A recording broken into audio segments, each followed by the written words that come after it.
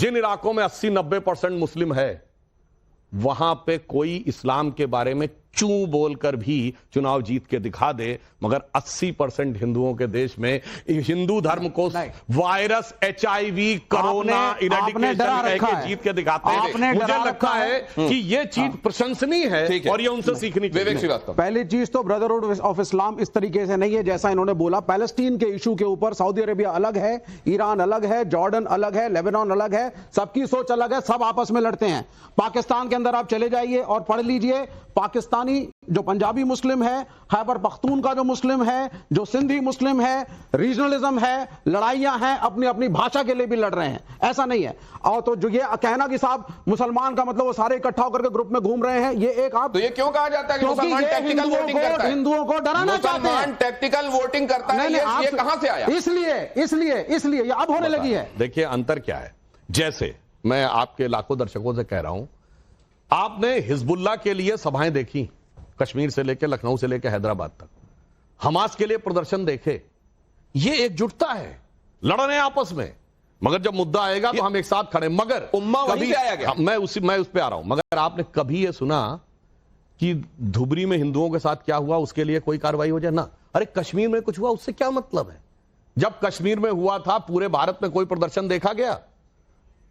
उस समय तो जो संघ भाजपा के लोग थे सिर्फ विषय उठाते थे, कभी हिंदू समाज सड़कों में दिखा, मगर हिजबुल्लाह, हमास, फिलिस्तीन के लिए उठा, जय फिलिस्तीन कहा गया। ये उनसे सीखने वाली बात है कि हाउ यू गेट कनेक्टेड। महत्वपूर्ण बात है जो आप कह रहे हैं, इसका जवाब दीजिए। मुसलमानों का डर फैलाते हैं। देखिए इन्होंने जो बात कही तो मैं यही जवाब देना चाहता हूं। ऐसे तो अगर कहा जाए, जब हम अंग्रेजों से लड़ाई लड़ रहे थे तो इस भारत में सारे के सारे भारतीय ही थे, फिर अंग्रेज हम पे क्यों हुकूमत कर रहे थे? क्योंकि भारतीय संख्या में थे, चेतना नहीं थी। आप में से शायद बहुतों को न पता हो, 1945 में सेकेंड वर्ल्ड वॉर खत्म हुआ तो भारत की सेना कितनी थी? 25 लाख, और उसमें अंग्रेज सैनिक 40,000, 24.5 लाख हिंदुस्तानी थे, मगर चेतना का भाव नहीं था।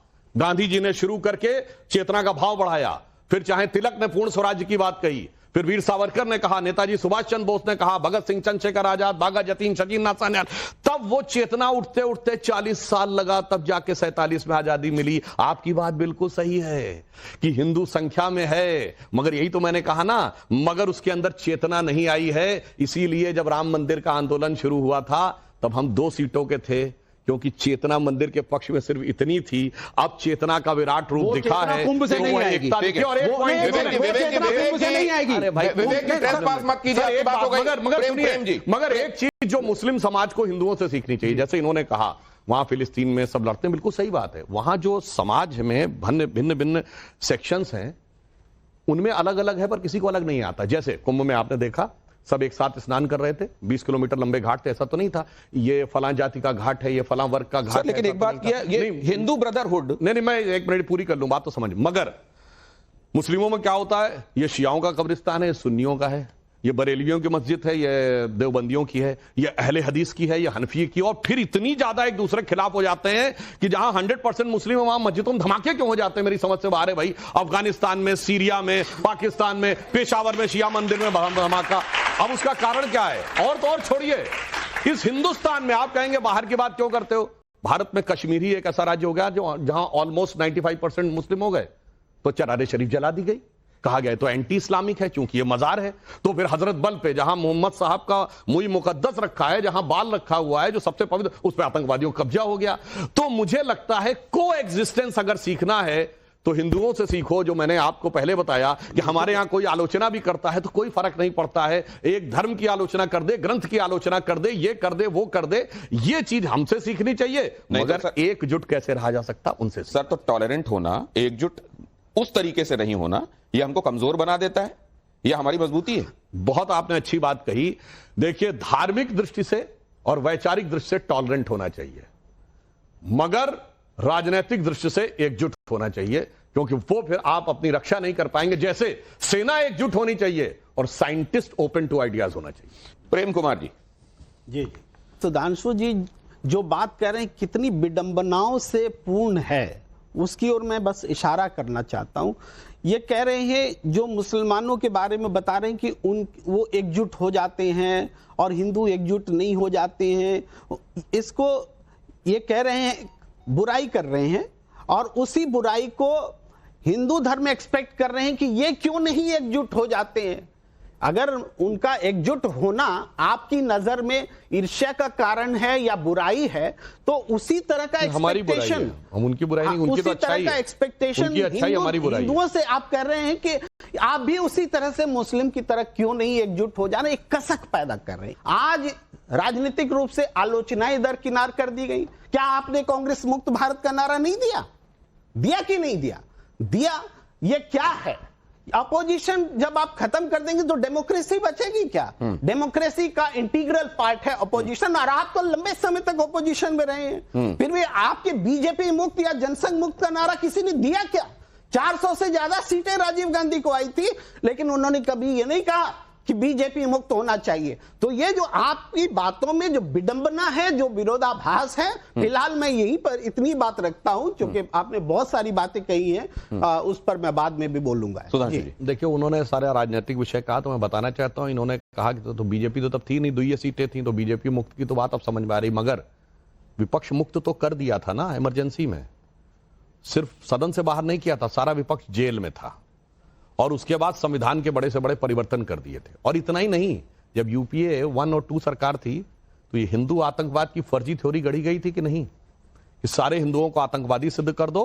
और विकीलीक्स के अनुसार, मैं विकीलीक्स को एक नहीं कह रहा हूं, ये हमेशा ये परमानेंट, ये सत्य है, परंतु आज तक कांग्रेस ने खंडन नहीं किया है। बकौल विकीलीक्स राहुल गांधी जी ने अमेरिका के डेप्यूटी चीफ ऑफ मिशन, शायद उस समय वो स्टीवन वाइट उनका नाम था, उनसे बातचीत में यह कहा कि जैशे मोहम्मद और लश्कर तैयबा उतना बड़ा खतरा नहीं है जितना कि हिंदू फंडामेंटलिज्म खतरा है। मुझे लगता है इस प्रकार की बातें करने की बात, और फिर बाकी मैं बात कहता हूं, आप आस्था की बात करते हैं, सिर्फ दुनिया में कोई ऐसा उदाहरण है जहां कोई भगवान अपना मुकदमा खुद लड़े हो? यहां श्री रामलला विराजमान अपना मुकदमा खुद लड़े। दुनिया में कोई ऐसा धर्म मजहब जिससे कहा गया पहले तुम साबित करो कि ये हुए थे कि नहीं, यही अयोध्या थी कि नहीं, और फिर ये बातें की गई, इतने कमरे थे तो यहां पे हुए थे कि नहीं, ये सारी बातें देखी गई हैं। उस पृष्ठभूमि में जब आप देखते हैं तो साफ समझ में आता है कि किसके मन में क्या भाव था, और मुक्त करने का पूरा प्रयास हुआ करें। और मैं बाकी करोड़ों दर्शकों से कहता हूं, आप जाइए, मेरी बात पे भी ना विश्वास करिए, ना किसी और की बात पे विश्वास करिए। एक कॉन्सेप्ट होता है आइडियोलॉजिकल सबवर्जन, जो जाके पढ़ लीजिए। कांग्रेस मुक्त की बात जब आप करते हैं तो हिंदू विरोधी मुक्त की बात होती है क्या? मैं आपको बता रहा हूं, भारत को कैसे हिंदू संस्कृति पूरी तरह समाप्त करने का प्रयास किया गया था, वो अंग्रेज और मुगलों का दौर छोड़ दीजिए। एक केजीबी का जासूस था, उसका नाम था यूरी बेजवनेव, जो भारत में पत्रकार बनकर रहता था 60 और 70 के दशक में। 2006 में उसने कैनेडियन टीवी को एक इंटरव्यू दिया है, जिसमें उसने पूरा खाका बताया है कि 4 स्टेजेस बनाई गई थी कि कैसे भारत को धर्म से मुक्त करना है। फर्स्ट स्टेज थी स्टेज ऑफ डिमोरलाइजेशन, यानी हमारे दिमाग में भरना हमारी धर्म संस्कृति की हर चीज गलत है। उसके बाद सेकंड स्टेज थी स्टेज ऑफ डिस्टेबलाइजेशन, अब उस पर आंदोलन खड़े करने हैं। थर्ड स्टेज थी स्टेज ऑफ रिवोल्यूशन, यानी अब उनको हिंसक आंदोलनों में तब्दील करना है। और फोर्थ स्टेज थी स्टेज ऑफ नॉर्मलाइजेशन, यानी उसके द्वारा सत्ता प्राप्त करनी है। तो मुक्त करने का प्रयास किया, परंतु सुनिए, हम तो वो हैं, शिवरात्रि और अभी महाकुंभ समाप्त हुआ है, अधरों की प्यास बुझाई है मैंने पीकर, वह आग प्रखर हो जाती दुनिया भस्मसात जिसको क्षण भर ही छूकर। फिर भय से व्याकुल दुनिया ने आरंभ किया मेरा पूजन, मैं नर नारायण नीलकंठ बन गया, न इसमें कुछ संशय, हिंदू तन मन हिंदू जीवन, रग रग हिंदू मेरा। उमाकांत लखेरा जी, हम का मतलब क्या है? हम का मतलब क्या है? जनता पार्टी है कि हिंदू है कि भारतीय है, क्या है? हम माने क्या? हम मतलब वो विराट सत्ता जो इस संसार को चलाती है, हिंदू धर्म उसका प्रतीक है, और भारतीय जनता पार्टी उसकी सेवक की तरह है।